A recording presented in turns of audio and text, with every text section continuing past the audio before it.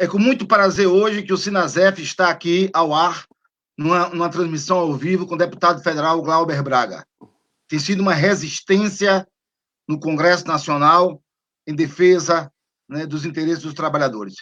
Glauber, aqui está eu e a companheira Rúbia para fazer pergunta a você, para você colocar para a gente como é que está o Congresso e como é que está hoje, né, a correlação de força que hoje, né, se espalha para o Brasil afora, principalmente pela participação de ontem do nosso presidente aí na chamada contra a democracia e tal. Então, eu queria que você começasse, Glauber, fazendo um histórico aí do Congresso Nacional, como é que você está vendo esse momento e qual é a perspectiva dos trabalhadores. Lobão, primeiro te agradecer a Rúbia, todos os companheiros e companheiras do Sinasef. O momento é muito duro, muito difícil. Se for fazer uma análise exclusivamente parlamentar, a gente está falando de aproximadamente 100 deputados de oposição, 100 deputados da base bolsonarista mais dura e 300 deputados do chamado Centrão, que se deslocam para um lado ou para o outro a partir dos seus interesses e da correlação de força social. Bolsonaro já passou de todos os limites faz muito tempo. Ele não precisa dar mais nenhuma demonstração de que o seu objetivo é o fechamento de regime com a aplicação de uma agenda ultraliberal autoritária. E, na minha avaliação, a nossa resposta tem que ter a mesma contundência. Eu não vejo outra alternativa nesse momento do que trabalhar incessantemente pelo afastamento de Jair Bolsonaro. Essa é a minha avaliação. Não há uma outra possibilidade. Por quê? Porque ele é um maximizador da crise do coronavírus. Na minha avaliação, nesse momento, a gente tinha que trabalhar prioritariamente em duas frentes. A primeira frente, o acolhimento das pessoas, fortalecimento do SUS, atendimento na rede pública de saúde. Isso é o mais importante. Mas, sem hierarquizar, a gente também precisa trabalhar para garantir a sustentação econômica das famílias. O que Bolsonaro faz quando assume uma posição negacionista é, em primeiro lugar, boicotar a possibilidade do isolamento social e, em segundo lugar, dizer que não é responsabilidade do governo federal a sustentação econômica das famílias. Quando ele vai e dialoga com um trabalhador informal, como fez no entorno de Brasília, e diz, está vendo, você tem que trabalhar, porque se você não estiver aí fazendo seu churrasquinho, como é que vai botar comida na mesa? Ele está dando duas mensagens muito fortes. A primeira, olha, você não precisa fazer o isolamento social, e a segunda, a responsabilidade pela sua sustentação econômica é tua, não é do governo nesse momento. O que é uma grande mentira. Vários países do mundo, a grande maioria dos países do mundo, está tendo governos que assumem a responsabilidade econômica de sustentação dos seus habitantes. Inclusive, governantes conservadores, liberais, estão fazendo isso nesse momento. Você vai falar na Inglaterra, você está falando lá de 80% de pagamento por parte do governo da folha das empresas. Aqui no Brasil, Bolsonaro sempre sai da sua responsabilidade e avança para uma agenda de fechamento de regime. Se ele puder, não tenha dúvida, ele fecha mesmo e ele vai estabelecer um governo de centralização de poder total para uma agenda conservadora ultraliberal. Na minha avaliação, ações contundentes do lado de lá e ação de força do lado de lá tem que se ter ação correspondente do lado de cá, também com o objetivo de deter o que é essa prática bolsonarista. Ontem foi mais um capítulo no conjunto de movimentos que o Bolsonaro tem adotado. Rúbia, faz aí sua pergunta. Liga o microfone.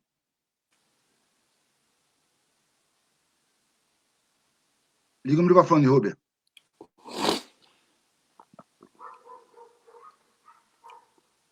Não me preservem não, viu? Fiquem à vontade aí para... Rubens, você está com problema no microfone. Quando você liga, você tem que ligar o microfone. Mas eu queria colocar para Glauber, aproveitar ele aqui, Glauber. Você teve uma postura muito importante no Congresso, representou muitos trabalhadores, votando sozinho contra a PEC 10, a chamada PEC da morte. O que levou você a fazer isso? Qual foi as impressões que você teve naquele momento?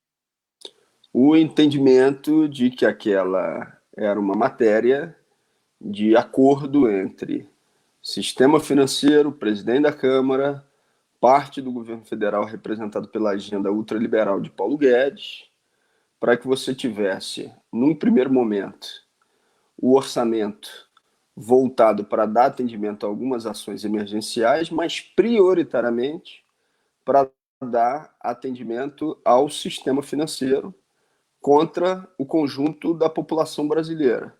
Não existia necessidade de uma alteração constitucional, por exemplo, para pagamento de auxílio emergencial, que já estava acontecendo. O governo federal tem medidas para fazer isso, como, por exemplo, medidas provisórias, como propostas que podem ir com urgência. A alteração constitucional era uma sinalização ao mercado. Que sinalização é essa? Logo depois que passar a crise do coronavírus, a gente volta a aplicar isso, eles dizendo, obviamente, eles voltam a aplicar a agenda ultraliberal de desmonte. Da nossa parte, a gente tinha que denunciar o que era aquele acordo. Eu tenho o maior respeito por todos os parlamentares de oposição que votaram favoravelmente com o objetivo de não dar motivos ao governo Bolsonaro de não implementar as políticas sociais e de atendimento às pessoas. Mas você imagina, Lobão, se a gente tivesse uma votação unânime, que era o que ia acontecer. O que ia ficar parecendo é que existia um grande acordo e que não existia nenhuma voz de denúncia contra o que é a representação dessa PEC 10. E com um elemento a mais, no parágrafo 9º e no parágrafo 10º, você tinha a possibilidade do Banco Central comprar títulos podres dos bancos privados, sem nenhum tipo de contrapartida de garantia de emprego, de crédito para os pequenos. Tanto é que a matéria foi para o Senado Federal e lá 21 senadores votaram contra, né? Porque houve, durante a aprovação na Câmara até a chegada no Senado Federal, denúncias que foram cada vez repercutindo mais sobre o caráter dessa emenda à Constituição. Além disso, existia uma medida provisória que dizia que os diretores e o presidente do Banco Central não iriam responder a nada com todo e qualquer tipo de transação que viessem a fazer com títulos podres. Oh, meu Deus!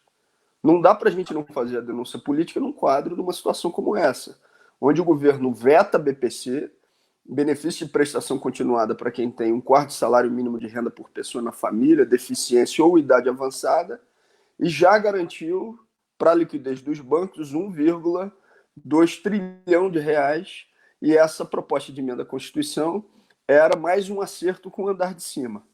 Mesmo economistas do campo progressista que dizem que é necessário dar liquidez ao sistema financeiro nesse momento, porque senão quem sofreria as consequências disso seriam os correntistas, mesmo esses, que existe divisão, ou seja, outros economistas que têm uma posição diferente. Eu, por exemplo, acho que tem que ter uma posição de denúncia, a coisa não pode ser trabalhada dessa forma, mas mesmo esses dizem que você não pode ter uma ação como essa sem contrapartida. E não tinha contrapartida nenhuma, essa é que é a verdade na matéria que foi votada na Câmara, a não ser uma garantia de liquidez ao sistema financeiro, e aí o banco tem garantido a sua liquidez, mas a pergunta, vai ter que garantir algum emprego? Não, eles não tinham obrigação nenhuma de garantir emprego. Então, o meu voto contra a PEC 10 é um voto do qual eu não me arrependo. Se eu tivesse que votar de novo, dessa forma eu faria.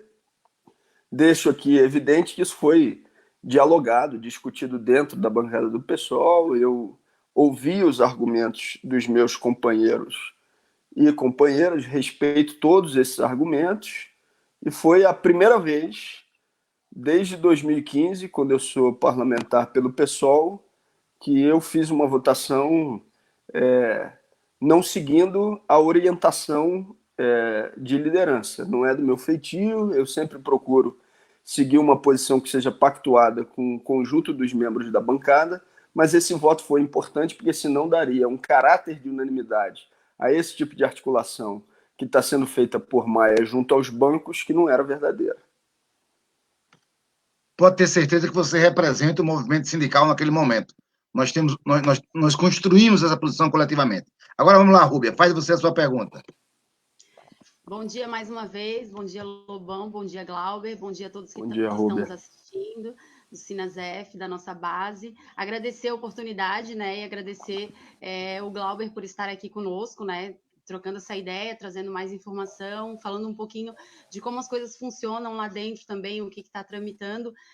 Ontem, de certa forma, o cenário mudou, mas não mudou diante do que a gente não esperava, digamos assim. Ele piorou de uma forma muito acelerada. Aquela presença do Bolsonaro, aquela participação dele com aquela pauta nos assusta bastante, mas não é nada que a gente não poderia imaginar vindo de um governo fascista como ele, né, que tem se mostrado nesse sentido. A gente sabe que ele é contra todas as instituições democráticas desse país, ele é contra movimentos sociais, e se ele puder, ele com certeza vai trilhar o caminho para governar sozinho. Ele quer uma ditadura fascista, ele quer acabar com quem pensa diferente. Ele demonstrou isso, ele vem demonstrando isso desde a campanha, então não é novidade, mas a gente precisa resistir, a gente precisa se manter forte e articulado, e por isso agradecer a tua presença, Glauber. Eu queria fazer uma pergunta no sentido de pensar um pouco o papel dos estados, né? A gente tem visto vários governadores se opondo às medidas do Bolsonaro, medidas que vão contra a Organização Mundial de Saúde, vão contra todas as posições de outros países também. A gente vê que ele toma medidas completamente isoladas e lunáticas, descabidas, né, nesse momento de pandemia, coloca em risco a vida das pessoas e a saúde pública, e aí os estados tentam resistir, e em alguns lugares, aqui em Santa Catarina, por exemplo, o governador, ele baixa um decreto, de repente ele afrouxa um pouco mais, ele está um pouco perdido nesse sentido, porque vê que o governo está atuando numa outra linha.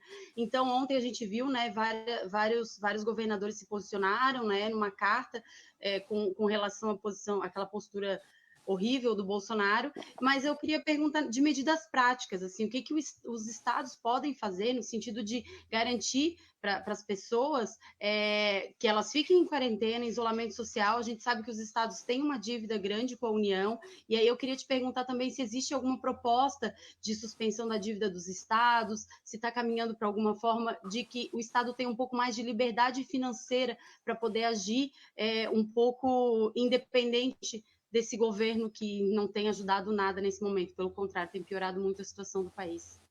Claro. Rúbia, então, estava tramitando na Câmara uma proposta que é o Plano de Recuperação dos Estados, que dá, na verdade, o alargamento de prazo para pagamento da dívida dos estados com a União, mas, ao mesmo tempo, colocava contrapartidas draconianas. Rodadas de privatizações, ataque aos servidores públicos. E a gente fez uma ampla oposição a essa matéria na Câmara dos Deputados, junto com outros parlamentares. A bancada do PSOL teve um papel fundamental, a líder Fernanda fez, inclusive, intervenções muito fortes em relação a isso nos próprios encontros da oposição. E aí o que acabou acontecendo? A articulação que tinha colocado o Pedro Paulo como relator dessa matéria, que é uma articulação direta do Maia, voltou atrás, retirou as contrapartidas draconianas de privatização e ataque aos servidores, aquelas que eram mais importantes, e aprovou um fôlego financeiro para os estados nesse momento difícil que a gente está atravessando com o coronavírus e medidas que têm que estar sendo adotadas de sustentação, principalmente do SUS. Bom, essa matéria foi aprovada, só que aí vem Paulo Guedes chamando a matéria de uma bomba fiscal e ameaçando, então, com veto para que essa matéria não seguisse adiante, né? O senhor Paulo Guedes está sendo um terraplanista liberal, né? Porque no mundo inteiro, inclusive governos conservadores liberais, estão tocando medidas de disponibilização de recursos, de confecção de moeda para passar por esse momento de crise, né? Mas aqui não. Aqui eles preferem fazer um cabo de guerra com os estados brasileiros, defendendo uma política de não isolamento e, consequentemente, de não sustentação econômica, como se essa responsabilidade fosse exclusivamente do mercado, né, das pessoas. Você que tem que se virar para conseguir os seus rendimentos. Essa é a mensagem que Bolsonaro passa o tempo todo. E qual é o papel dos estados nessa história? Um papel fundamental, porque se você for fazer uma análise, aonde o cidadão vai encontrar acolhimento, vai encontrar a possibilidade de uma internação, é nos estados e nos municípios, né? Os hospitais federais até têm um papel nisso? Tem, né? Mas majoritariamente você vai estar falando de uma articulação que passa principalmente, repito, por estados e municípios, que é quem tem que verificar leito de UTI que possa estar respondendo à demanda de coronavírus, que é quem tem que estar disponibilizando majoritariamente máscaras e equipamentos para a população e para a rede pública de saúde.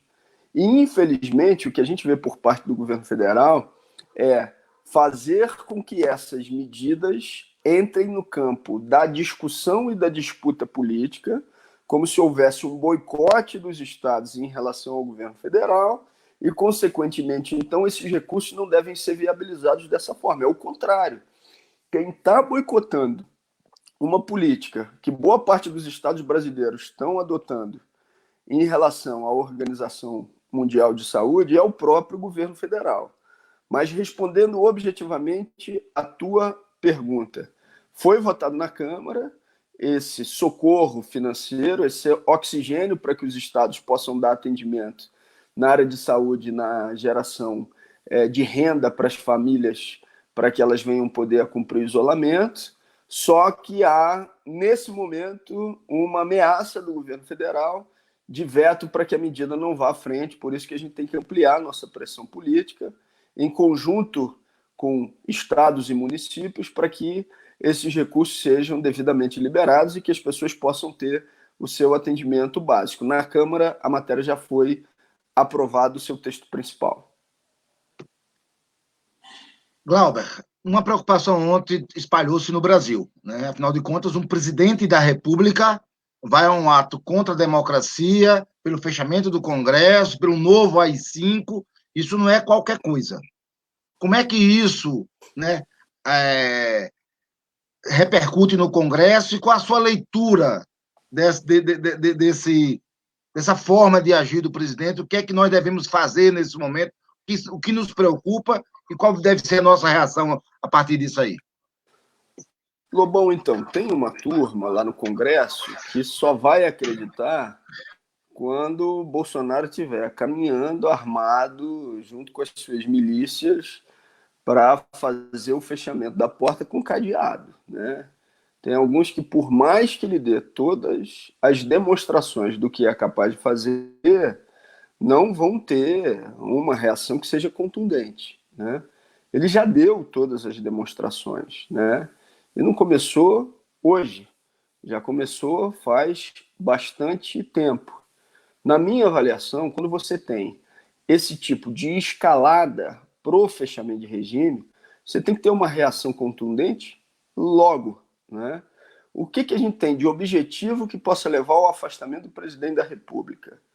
A gente tem a possibilidade de um processo no Tribunal Superior Eleitoral de Cassação de chapa, que a gente não está vendo nenhum movimento no Tribunal Superior Eleitoral para que isso se desdobre em uma medida real de afastamento.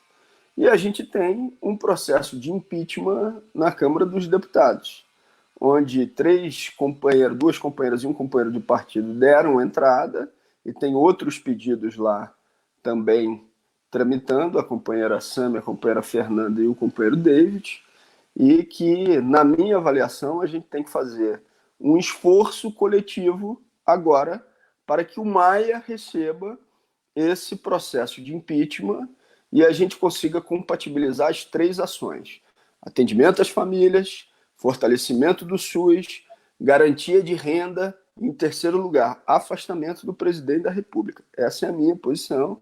Eu sei que tem posições divergentes mesmo no campo de oposição e da esquerda, mas essa pressão ela não pode se voltar contra os partidos de esquerda ou contra as forças de esquerda. Essa pressão tem que se voltar necessariamente ao Rodrigo Maia, que é parte do esquema conservador-liberal, para que ele dê as respostas, os motivos que estão levando ao fato dele não dar continuidade ao processo de impeachment de Jair Bolsonaro. Na minha avaliação, nesse momento, é toda pressão para cima de Rodrigo Maia. É ele que tem que responder o motivo de não estar dando prosseguimento ao pedido que já está protocolado.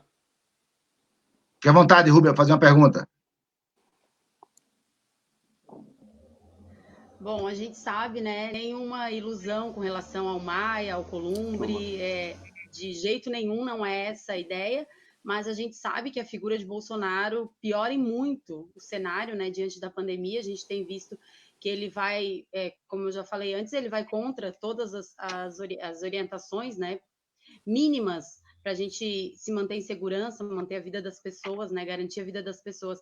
Inclusive, com relação ao auxílio emergencial, eu tenho acompanhado muitas pessoas com muita dificuldade de receber, uma análise eterna, né, há muito tempo em análise, e, assim, um auxílio que leva no nome emergencial, justamente porque as pessoas já estavam em condições muito difíceis. É muito importante a gente colocar isso, né, que as pessoas, eu particularmente trabalho com análise dos processos de assistência estudantil, e ontem, ainda fazendo as análises, eu observava a quantidade de pessoas, de famílias que estão recebendo a última parcela do seguro-desemprego. Então, assim, se uma família recebeu agora, ou vai receber no próximo mês, a última parcela do seguro-desemprego, aonde, em momento de pandemia, que ela vai arrumar um emprego novo? Então, assim, essa situação tende a se agravar muito. Então, essas pessoas que se enquadram, têm o perfil e atendem os critérios do auxílio emergencial, estão esperando, estão em análise. E aí a gente sabe que vários problemas foram constatados, né? Questão de CPF, pessoas morador em situação de rua nem tem CPF, então como é que vai ter CPF para comprovar? As pessoas que mais precisam, que mais estão vulneráveis, são as que mais têm dificuldade, né, diante de toda essa burocracia que é colocada para um auxílio emergencial, que já contradiz a própria lógica do auxílio, né, que é para salvar as pessoas imediatamente. E aí eu queria saber, Glauber, se no teu entendimento ele trabalha nas duas frentes, dificultando o acesso das pessoas a essa garantia, ao mesmo tempo que ele vai tentando outras medidas e incentivando as pessoas a voltarem para a sua rotina, ignorando uma realidade. É como se a gente pudesse mudar a realidade da pandemia indo trabalhar. Então, assim, ignore a pandemia, ignore o problema, a crise financeira que o Brasil já vem enfrentando há alguns anos, vista sua roupa e vá trabalhar. É você que vai fazer a diferença. Tem essa maldade, né, por trás das frases que ele diz, e ele coloca, como tu já falou, ele coloca a responsabilidade sobre as pessoas, como se a gente tivesse a capacidade individualmente de transformar esse cenário catastrófico, né? E aí eu queria que tu dissesse um pouco o que tu percebe nessa movimentação, né, nessa dificuldade das pessoas em acessarem um auxílio emergencial num momento tão difícil, o que deixa elas mais inseguras e o que incentiva e o que, na verdade, obriga elas a tomarem essas medidas que elas são contra. As pessoas não querem ir para a rua, as pessoas não querem enfrentar o coronavírus, mas diante da fome e do desespero, elas se veem obrigadas e incentivadas pelo próprio presidente, né? É isso, assim, na minha avaliação, Rubia, é uma política deliberada, né? Se a gente for... Vamos olhar para os Estados Unidos, né? Passou do número de 40 mil pessoas mortas pelo coronavírus, né? É um drama inegável, né? Que não pode ser ocultado como o Bolsonaro tentou fazer no início do alastramento da pandemia. E quando eu digo que é uma política deliberada, é porque o governo dá sinalizações concretas nesse sentido. Vamos para a questão do CPF. As pessoas que não tivessem CPF regularizado não poderiam ter acesso ao benefício emergencial. Bom, muitas pessoas não tinham CPF regularizado pelos mais variados motivos, né? Não votou nas eleições, não teve justificativa. Você citou, Rúbia, as pessoas em situação de rua, que nem CPF muitas vezes têm. Aí sai uma decisão de um juiz federal dizendo que não era necessário o CPF regularizado para ter acesso ao benefício, pois se trata de um benefício emergencial. O que o governo anuncia? Anuncia que vai recorrer dessa decisão do juiz federal. Então, isso é uma sinalização concreta de que a gente está tratando de uma política deliberada no sentido de adiar o recebimento para colocar no caos a responsabilidade nos outros. É o que faz Jair Bolsonaro, né? Não tem como não fazer esse tipo de leitura com as medidas que o governo vem adotando. Bom, a bancada do PSOL, para a gente ir também para o positivo daquilo que a gente está fazendo, a partir do mandato do deputado Ivan Valente, mas todos os deputados assinaram, apresenta uma emenda para garantir que não haja necessidade de CPF regularizado para o pagamento do benefício emergencial. Essa emenda foi aprovada na Câmara, a gente espera agora que ela seja cumprida por todos os agentes que estão disponibilizando esse recurso.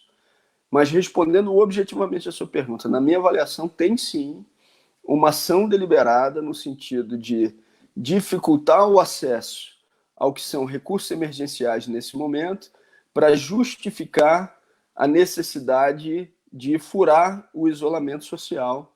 Esse é o jogo que Bolsonaro está fazendo.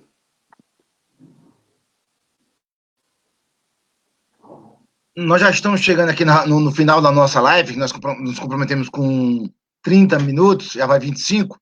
Então, eu queria que o Rubem fizesse aí a última pergunta e a saudação do companheiro Glauber e o agradecimento nosso, Glauber. Foi muito maravilhoso, muito bom que você pudesse participar daqui. Mas eu queria colocar uma pergunta, o Rubem coloca dele, você responde as duas perguntas, faz a sua consideração final, que é o seguinte: rolou uma conversa de que Maia reuniu com a oposição na tentativa de construir alguns consensos com a oposição, no sentido de caducar algumas medidas provisórias. Entre elas, por exemplo, a 914, que fala das eleições dos institutos federais, etc. Isso aconteceu, é fato isso é só boato isso é fake news divulgado pela internet. Então, antes de você responder, deixa eu fazer a pergunta dela, para que você possa responder as dúvidas e fazer a sua saudação final.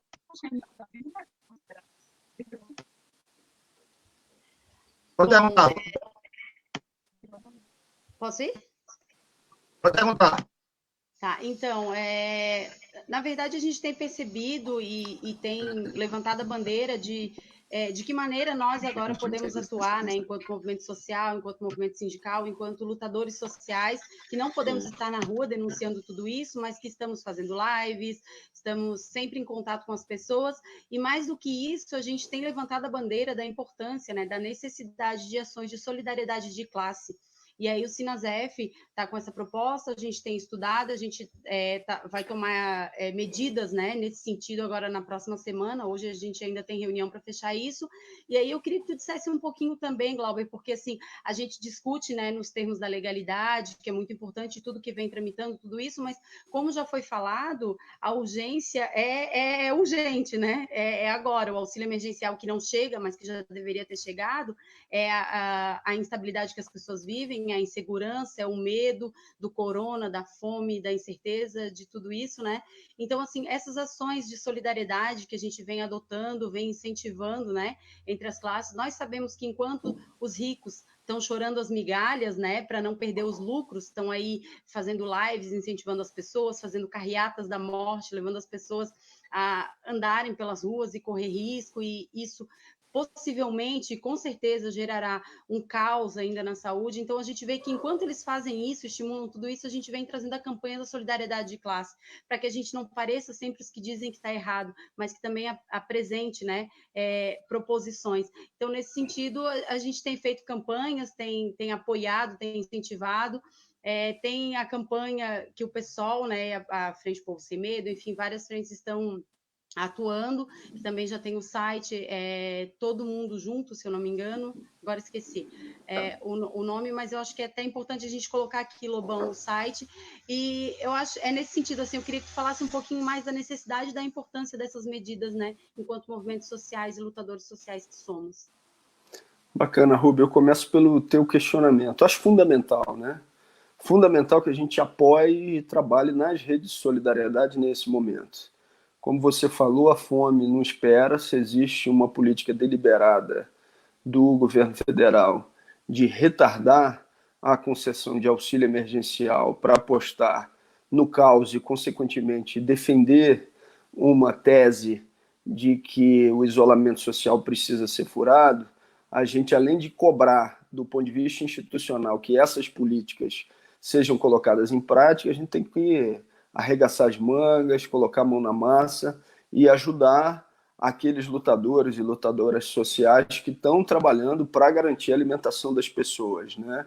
No Rio, o que a gente tem procurado fazer, e eu acho que isso pode ser bem interessante também nas outras regiões brasileiras, é verificar, por exemplo, quem já tem acúmulo numa relação de atendimento no sentido de proximidade com pessoas em situação de rua, que já fazem um trabalho que seja consistente nesse sentido, para focar a nossa ação nesse tipo de apoio. A gente tem procurado trabalhar muito com a Defensoria Pública do Rio de Janeiro, em articulação com os segmentos, pessoas que já tiveram em situação de rua e que hoje, inclusive, estão fazendo um trabalho de apoio àqueles que estão numa situação muito difícil, dramática.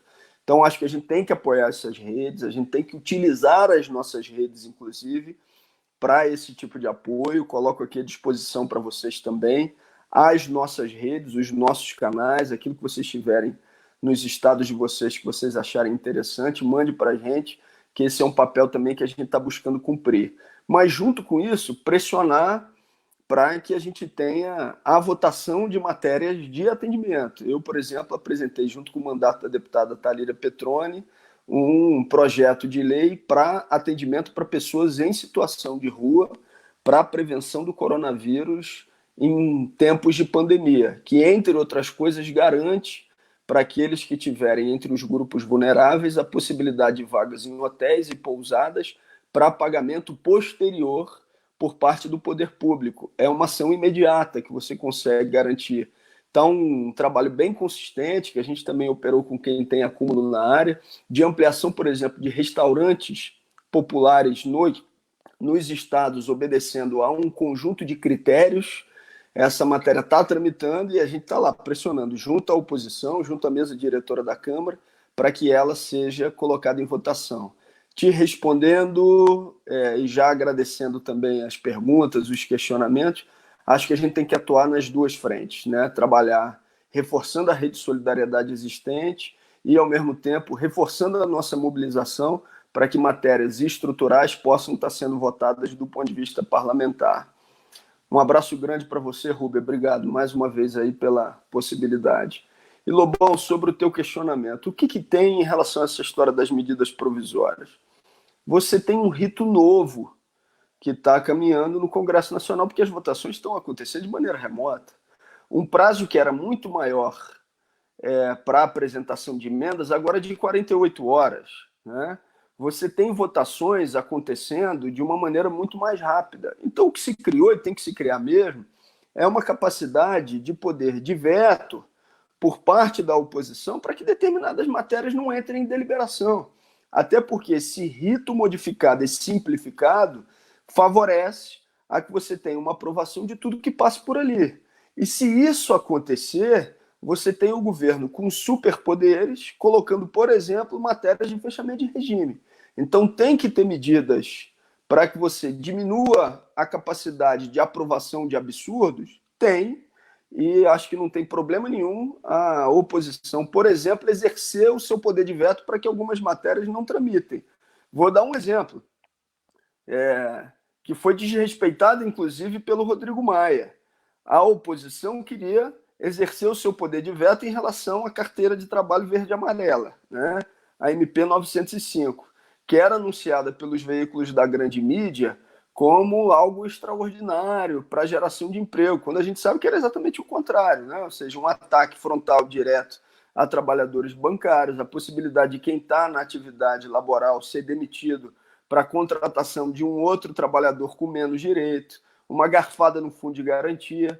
Eu vou ser contra que você tenha a possibilidade do exercício de poder de veto na tramitação dessa matéria? Claro que não, você é a favor, né? Inclusive, nesse caso em específico, desrespeitado pelo presidente da Câmara. Algumas matérias têm que ser vetadas mesmo para que elas não venham a prosseguir, porque alguns querem se utilizar do período de crise para retirar mais direitos ainda dos trabalhadores, aplicando a agenda ultraliberal. Agradecer a você também, Lobão. Obrigado, Rúbia. A toda a turma do Sinasef que está aqui acompanhando também a transmissão. E minha saudação a esse trabalho tão importante que vocês estão fazendo, de resistência, de informação, de apoio à rede de solidariedade no Brasil como um todo. Obrigado mesmo. Obrigado, Glauber. Foi um prazer imenso. E agradecer muito a Tâmara, a companheira aí da sua assessoria, que nos deu toda a cobertura para que a gente pudesse viabilizar esse momento. Então, muito obrigado e até um outro momento que a gente possa, né, cada vez mais aumentar essa unidade de ação entre a gente.